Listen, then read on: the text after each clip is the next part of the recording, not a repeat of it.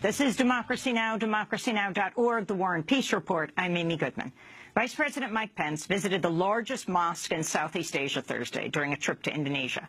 A day earlier, he addressed reporters at a press conference with Indonesian President Joko Widodo in Jakarta.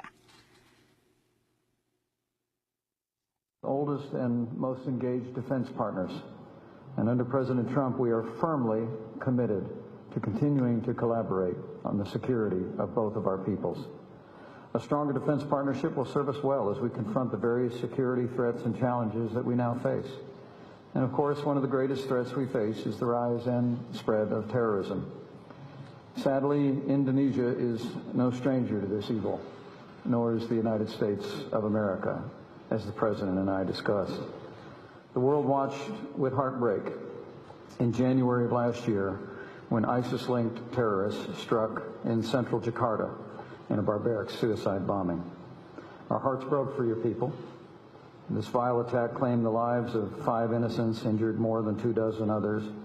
What I can assure you and the people of Indonesia is that you had the condolences and the prayers of the American people as you confronted this tragedy. While Vice President Mike Pence railed against ISIS-linked terrorism, a shocking new expose by longtime investigative journalist Alan Nairm has revealed backers of Donald Trump in Indonesia have joined army officers and a vigilante street movement linked to ISIS in an attempt to oust Indonesia's democratically elected president.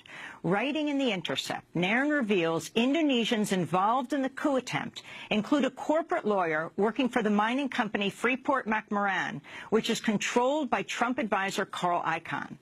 Video has even emerged showing the lawyer at a ceremony where men are swearing allegiance to ISIS. According to Alan Nairm, 2 of the other most prominent supporters of the coup are close associates of Donald Trump: Fadli Zon, the vice speaker of the Indonesian House of Representatives, and Haritano, Trump's primary Indonesian business partner, who's building 2 Trump resorts, one in Bali and one outside Jakarta. Nairm's article is making waves in Indonesia. The Indonesian military is threatening legal action against the news portal Tirto.id after it published a partial translation of the article and ran a profile about Alan Nairm. In response, Nairm tweeted a message to the Indonesian military saying, quote, "Dear TNI, if you want to threaten brave Indonesian reporters and publishers, please threaten me too," unquote. Well, I recently sat down with Alan Nairm in our Democracy Now! Studio and asked him to outline what he's uncovered.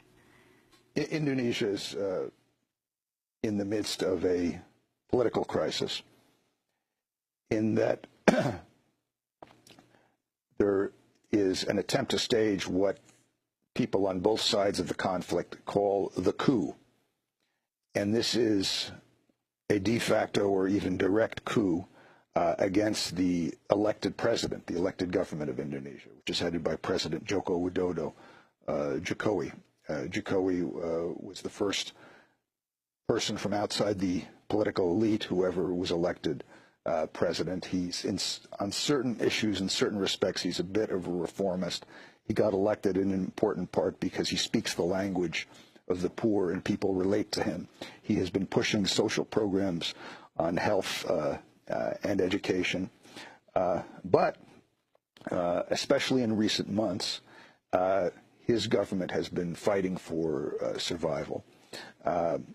Those backing this coup project include the top generals in the country who are seeking to escape any whisper of accountability for their past mass murders that have been supported by the U.S., and for their ongoing atrocities in West Papua. Also, the friends and business partners and political associates of Donald Trump. The local Trump people in Indonesia, including his top political backer, the politician Fadli Zon, including his local business partner, Haritano, and others, have been funding and backing this coup movement. The instrument they have been using is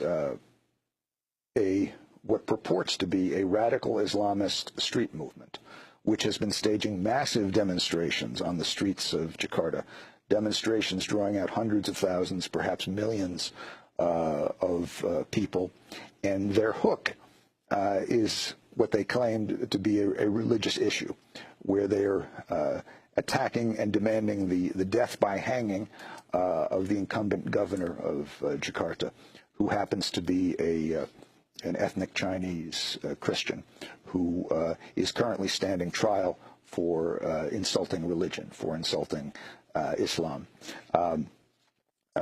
And he could actually be sent to prison. And he's also currently standing for re-election.